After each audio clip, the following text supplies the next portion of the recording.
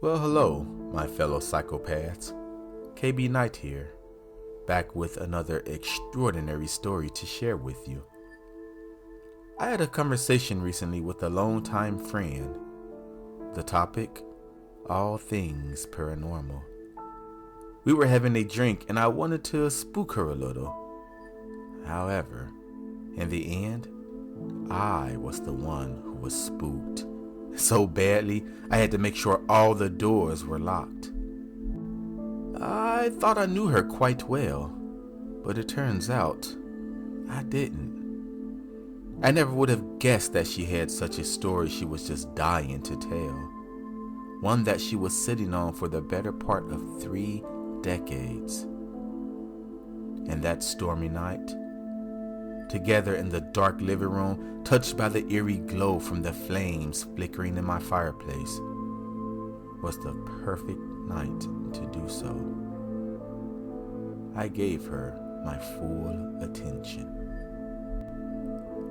My name is Isabella, and I have an extraordinary story to share with you. This is something I've bottled up nearly my entire life. I mean, who would believe what I saw, what I experienced? But I guess I'm ready to get this off my chest so I can breathe a little easier. Dennison, Ohio. Everyone knew everyone in Dennison. You couldn't sneak around and do shit without the whole damn town gossiping about it. We moved there when I was 10, I believe. I'm grown now, 40 years old as of yesterday. I first encountered it about 6 months after we moved in. I remember the neighbor at one point telling my folks to beware. He said that if there is a knock upon our door after the sun has disappeared from the heavens, do not answer it. And no matter what, do not ever invite it within our home. Yes, I'm referring to them as it, because no one knows what they actually are. They may look like us, but they are not us. Okay, back to my encounter. My father was away on a business trip. Nothing new there. I was in my room, second floor, playing with my dolls when I felt a certain urge to go to the window. I ignored it at first, but that urge grew stronger by the second. I had to see. I just had to see what was out there, what was beckoning me. Usually when I would look out that window, I would be greeted by a decrepit-looking street with a single bent light pole casting a dull yellowish light to the ground. But on this night, it was odd. Something I knew that didn't belong there was there. It looked like a little girl, no more than 8, I would say, gazing up at me. She had on a tattered pair of brown pants and an ancient-looking off-white long-sleeve shirt, which I thought was odd, for it was midsummer. However, that shirt was nothing compared to what I noticed next. It was her eyes. Its eyes. They were the size of normal eyes, but they were black. Oh, those eyes, they were solid black. Let me tell you, they were the blackest damn things I had ever seen before. Those eyes, they trapped me, left me feeling lost within its gaze. I didn't necessarily feel threatened. No, what I felt was hopelessness, utter hopelessness. I looked away for just a moment, but when I turned back, it was gone. Before I could grasp hold of my chaotic thoughts, I heard 3 hammering knocks at the front door, just like the neighbor warned us. I hurried down the stairs, and I screamed at my mom, who was about to open the door. I reminded her what the neighbor had said. I told her, do not open that door. My mom parted the curtains and asked if she could help her. The girl was standing on the porch with her back facing us. My mom looked at me and said, it sounded like she was crying. Again, I begged her not to open that door. We fought about it for just a second, and when my mom turned back, the girl was gone. I'm quite sure that freaked my mom out because she slowly backed away from that door while her eyes remained fixed on it.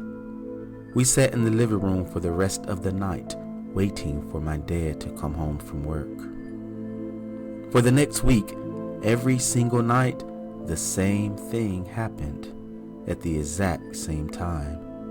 We were terrified. No matter where we sat in the house, you could hear her crying, and you could feel her presence. And those knocks, they echoed throughout the house so violently at times, we would clutch our ears tightly while dropping to our knees, screaming for her, to leave us alone. But it did not. It only got worse. More of those things would show up.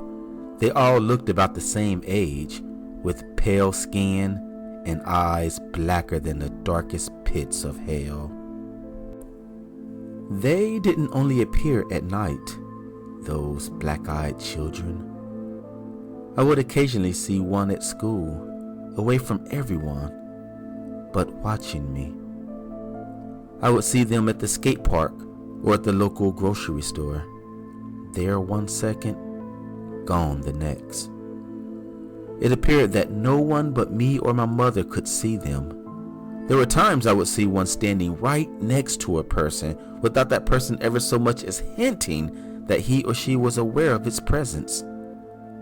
Maybe they had the ability to control who could see them and who could not.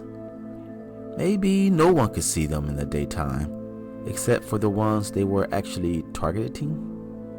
These are all simply best guesses. I just don't know all the answers. One night, they were gone. Just like that. It felt like a heavy, unseen blanket was lifted from the town. Months went by, and nothing. I remember thinking that maybe those things were only temporary, never staying in one spot for too long, maybe even moving from town to town, or perhaps they were banished back to whatever hell they came from. I did not know, and I did not care. I was just happy. I was happy they were gone. Things were getting back to normal. I started making friends, doing better in school, and actually was beginning to like it there, in that little hole in the earth. My dad got a promotion, which meant no more traveling. He acquired a local office, making it so he was home every night. Things were looking so great for us. Until I didn't realize it until much later, but 1 year to the exact day we moved in there, my mom and dad threw a party. We had a house full of people, loud music, and plenty of food. There were kids my age to keep me company. We were playing in my room, being loud and ridiculous, being kids. All was well until I heard a knock on the front door. People were arriving all night for the party, so why did it bother me, hearing that echoing knock? And then it hit me like a runaway truck. It brought me back to that night when that black-eyed girl beckoned me from the street, moments before pounding on our door. Oh God, I remember thinking. I ran downstairs so fast I lost my footing and tumbled down the remaining few stairs. I pulled my face from the hardwood floor in terror as I watched that black-eyed girl standing in the foyer, watching us, watching all of us. It was so quiet in there. Everyone saw it. They saw and felt the evil that was happening in that little girl's body. If only my dad paid more attention before carelessly opening that door. If only. That thing slowly walked past everyone and into the kitchen where it disappeared. Everyone hurried for the front door. They nearly trampled each other while squeezing out 2 or 3 at a time. My father grabbed his gun and searched the entire house for that creature that looked like us, but failed to find it. The next day, my dad was angry at my mom and at me. Why? I really had no idea. He was yelling at us over the dumbest of things. He made absolutely no sense in his ramblings, and it only got worse. Every day he grew angrier. The fights between him and my mom, they never fought before. I've never even heard my dad raise his voice, but after that night, he became so angry he would shout and cuss at us while throwing and breaking shit all over the house. And one stormy night, those black-eyed children lined the street in front of our house. The argument grew deadly. As I peeked out the window at those sinister beings, I heard a single gunshot ripping through the house. It frightened me so badly I nearly clung to the ceiling on all fours like a cat escaping a vicious dog. Things were quiet after that gunshot. Too quiet. I crept out my bedroom and looked over the banister to the living room below. I could partially see the front door, and it was slowly opening. In a whispery-like voice, I called out for my mother, but she did not answer me. Just as I was about to call out for her again, 2 of those black-eyed children walked through the front door and stopped at the bottom of the stairs. They slowly pointed up at me and stepped aside. That is when my father, the vicious dog, came to do their bidding. With shotgun in hand, he marched up those stairs looking for me. I locked my bedroom door and hurried for my window. It was stuck. It never stuck before, so why would it be stuck at that moment? I remember checking to see if it was unlocked, and it was, but still, it would not budge. My heart was slamming against my chest. I could feel it in my throat, too. They were so loud I feared he would hear it. Although I didn't see her, I knew my mother was dead, and I knew I was going to be next. I thought by locking my bedroom door, it would slow my dad down, but I was wrong. With one pull of that trigger, he blew that bedroom door to pieces. All I could do was curl my little body to a ball and beg. I begged him, "Please, Daddy, please don't shoot me. I don't want to die." I remember him crying. He whispered that he was sorry, that he was so sorry. He cocked that gun and pulled the trigger. A deafening sound tore through my ears. I screamed. I remember screaming. I couldn't hear myself, but I was definitely screaming, knowing I would never experience what it would be like to date a boy, to graduate school, or to drive a car. I screamed, knowing I would never go to the movies again, or play video games in my room, waiting for my mother to call out dinner time.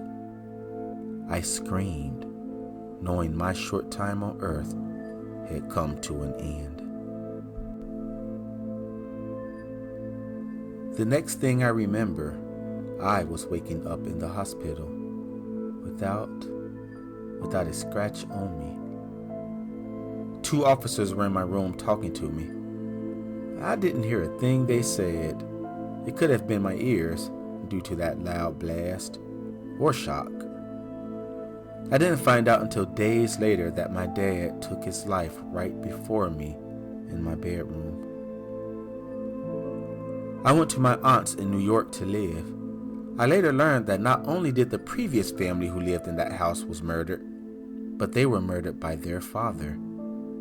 Further research revealed that many families in that cursed little town suffered the same fate as my family. The only difference, I was the only one to survive. My only question is why? Why was I spared? Was my father's love for me so strong that he was able to break free from them demonic children just long enough to take his own life instead of mine? And what stopped those evil beings from coming up and finishing me off after my father failed to do so? Those are among many questions that I will never know answers to. I'm pretty fucking sure I sound insane telling you such a wild story, but it's true. Every bit of it. You believe whatever the hell you want. All I can say is, those things, they do exist, and there is no good in them. They are evil. Pure evil. Now that was a crazy ass story. My question of the day: do you all believe in the legend of the black-eyed children? Or are these ordinary people just crazy? Thank you for tuning in to the Not So Ordinary channel. Please help me grow by subscribing and cracking that thumbs up button. Well, until next time, my psychos, stay safe and stay scared. I'm KB Knight.